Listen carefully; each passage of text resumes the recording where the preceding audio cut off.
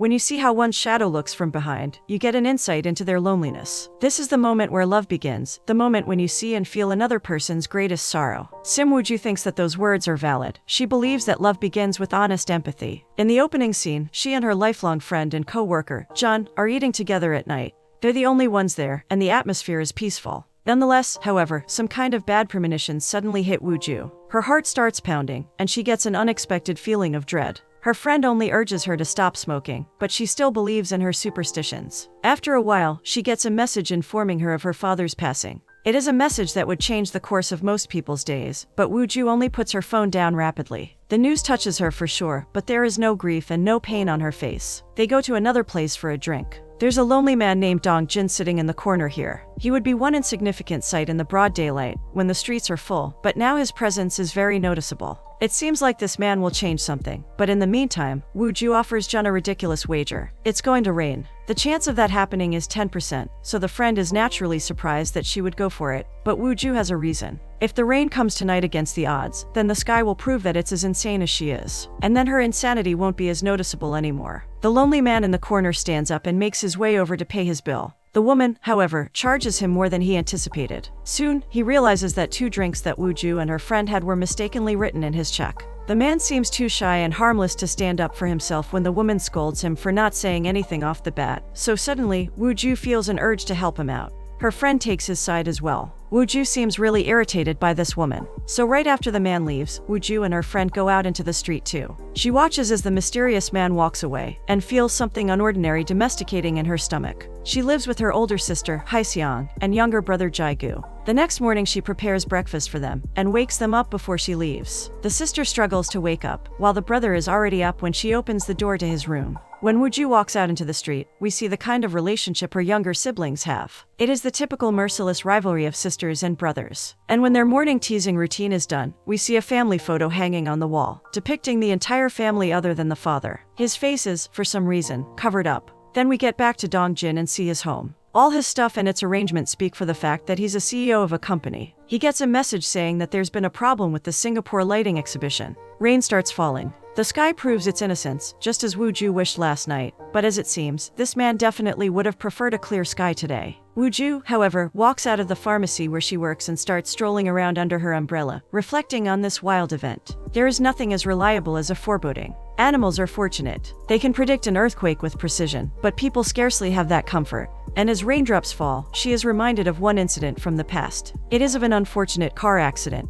We cannot truly fathom the meaning behind it for now, but it definitely holds a great deal of significance for Woo-ju. Back to Dong-jin, he's in his office, getting dreadful information. There's a contract that his company almost got, but a man named President Shin won it eventually. It seems like this man is bidding only on the contracts that they are trying to get. Before his assistant leaves, he asks her if Sun-woo knows about this. In the next scene, we understand who Sun-woo is. He's a co-founder of Dong-jin's company, and he's visiting President Shin to clear things out. Shin is an arrogant, cunning man. From the political conversation packed with underlying hostility, we understand that Dong-jin and Sun-woo once worked under President Shin, but then decided to start their own company. President Shin believes that they took his employees and tried to sink him, so naturally, Sun-woo thinks that Shin is after revenge. But the latter denies it calmly. He only does it in order to make a living. Sun-woo's company is his competitor, and he will not rest until it is destroyed completely. Meanwhile, Woo-ju is in a taxi, despite it being a workday. She is traveling somewhere far away, when Jun calls and reminds her that it's their busiest day. She must get back as soon as possible, or he'll explode from pressure. But it is raining today, so Woo-ju can use the distraction and insanity of the sky and do something extremely out of line.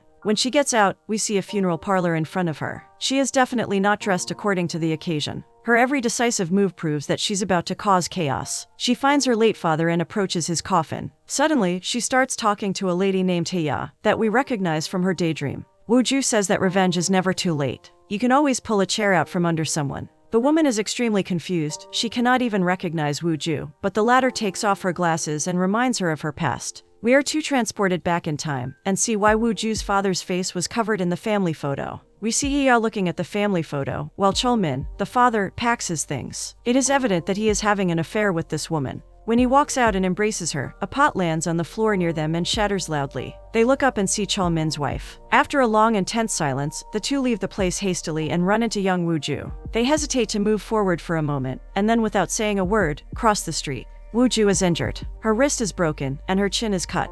But before we see the end of the story, we get back to the present time. Woo-ju is weirdly calm. She sits away from her relatives and drinks in solitude. But she notices the tension at the table, so she throws a cynical remark, urging the relatives to stay calm and just enjoy their meals. Soon, the conflict breaks out between them. There's a fair bit of bitterness in the family, but it is clearly just the beginning. When Woo-ju is scolded for her behavior, she says that this is the only version of herself that tries her best to detain hatred and be respectful. Meanwhile, Hee-ah is trying to reach someone over the phone, but to no avail. Back to Dong-jin, he's in a bank, trying to meet with the chief of this department and get a loan, when a worker approaches and informs him that the chief suddenly got busy. To our surprise, it is Woo-ju's sister Hye-seong. She's clearly lying, and Dong-jin is definitely aware of that, but both maintain their politeness anyway. In the next scene, Hee-ah approaches Woo-ju and asks her to leave politely. But Woo-ju didn't just come to pay her condolences or to grieve for her father. Suddenly, she mentions the cheap food and scolds Hee-ah for it, but then continues that it is no wonder. Hee-ah is a cheap woman who betrayed her friend and ran away with her husband. A tide of astonishment rushes across the hall as Woo-ju continues to spit in this woman's face for all the pain that she caused her. The tension rises even more when Hee-ah raises her hand to slap her, but her hand is frozen in the air. Woo-ju sits down. She won't be leaving.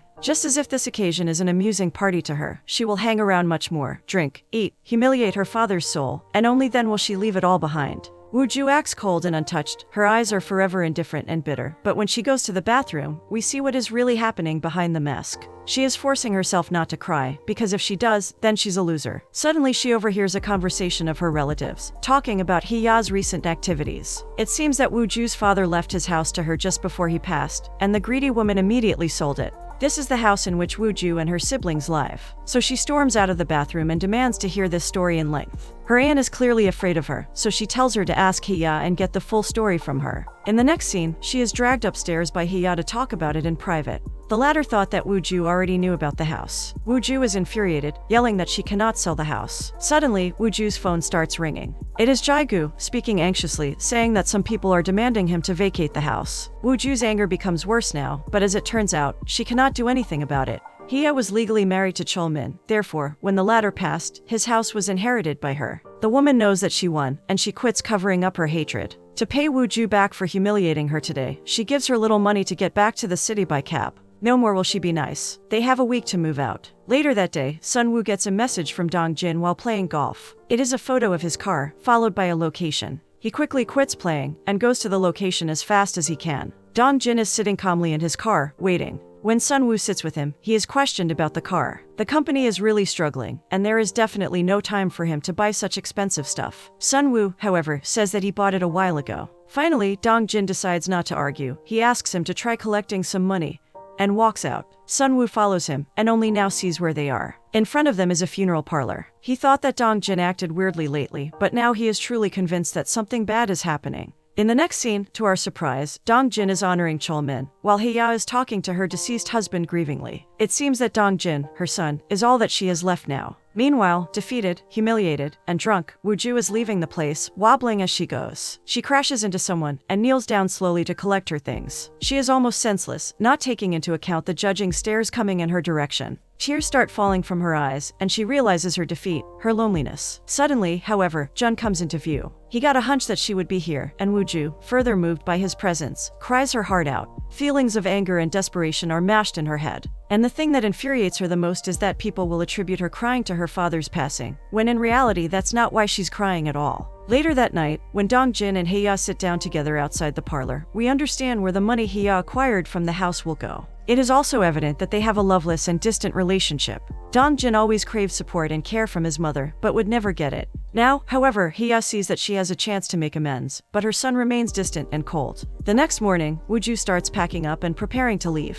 But just before they are finished, they come up with a weird idea. What if the food in their new neighborhood is bad? In that case, they better order some food here before they go, and enjoy good food for the last time. It is a sad moment for all three, to pack up their childhood memories and say goodbye to their home. We notice that Hye-seong has some pictures of a man stored in secret. After this, we flash through time and see Dong-jin, arriving at a wood fair 2 months later. He enters an empty exhibition hall, a hollow and enormous place, and stands there for a while, until a manager of the place walks in. From the conversation outside of the building, we understand why Dong Jin is here. He wants to reserve the place for his company's trade show. It seems like his company is back to normal. A short time later, there is a briefing at his company. Sun-woo complains that he hasn't been informed about the decision to hold an exhibition. He wasn't even asked. But Dong Jin has a reason. The man scarcely shows up, so it is only logical that he doesn't participate much in making decisions anymore. But the disagreement isn't as hostile as it sounds. Finally, Dong Jin comes up with an idea on the spot to make a camping exhibition. But before they discuss it further, Sun-woo calls off the meeting and proposes to have lunch. Over the table, he continues to stress Dong Jin.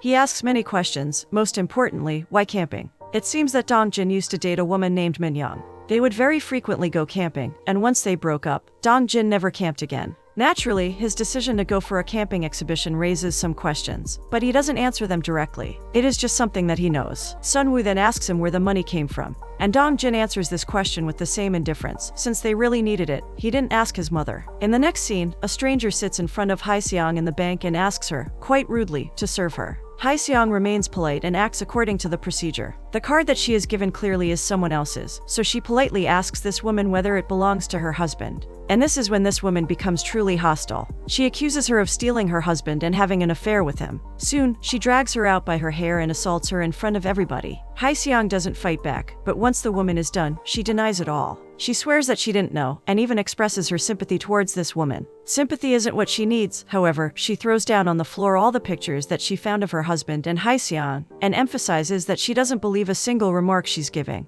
Suddenly, quite calmly and coolly, in walks Woo-ju and stands up for her older sister. The entire place becomes silent as she collects the pictures and introduces herself to the woman. If her older sister decides to meet this husband of hers again, she swears that she'll assault.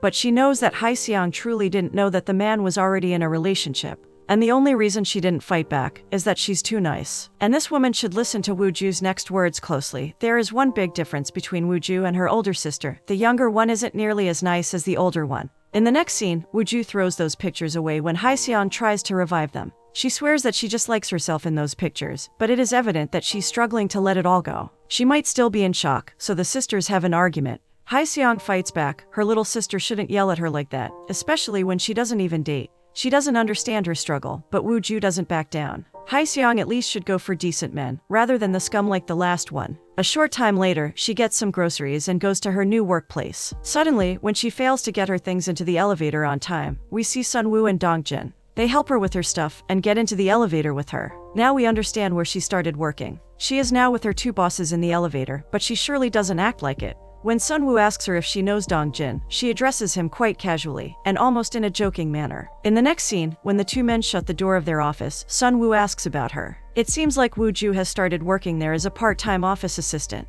Sun-woo is a little suspicious though. Clearly, this new girl is old for part-time, and her attitude doesn't really correlate with her position in the organization at all. Her remarks back in the elevator don't go unnoticed by Sun-woo, but Dong Jin assures him that there's nothing to worry about. She's going to be there only for 3 months. After hearing this, Sun-woo's expressions change drastically. He suddenly becomes playful and exits the office. Meanwhile, Woo-ju isn't liked around the office either. People don't like her attitude, the way she demands respect, and doesn't waste her time communicating or bonding with her co-workers. But the word goes around that she isn't an ordinary part-timer in reality. Their team leader handpicks her assignments, and she scarcely ever does that. So there might be more to her job than Dong Jin described. Later that night, Hae-seong and Jun are at a karaoke bar, where all the songs chosen are of a tragic and heartbreaking nature. Tears don't stop dripping from Hae-seong's eyes. Her sister was right, she always goes for trashy men and ends up being tossed around. When, in reality, if there was any fairness in the world, the men she dates should be the ones to be thrown out in the trash. It isn't her fault, really, but in the end, she's the one sitting in the karaoke bar with her sister's friend, crying her heart out, not even resisting her broken voice and her tears, as Jun hilariously tries to lighten up the atmosphere. In the end, Jun is forced to exit the room and call Woo-ju. Handling her older sister has become too difficult for him, but Woo-ju doesn't answer. Jun wonders where she's at and what might be more important than answering the call from her best friend. We get back to Woo-ju and see her spying on Dong Jin as the latter walks out of the historic site of the Declaration of Independence. She follows him in the street, wondering where he'll go. In the next scene, we see him eating in solitude as he always does, while Woo-ju is sitting in the street with her hoodie on, reminiscing. We are transported back in time and see her talking with her aunt, asking her about Hee-ya, acquiring more information about her. The aunt tells her that their father named Hee-ya as his only successor, therefore there is nothing the sister can do, especially when the house is already sold and the money has already been transferred to Hee-ya's son's account.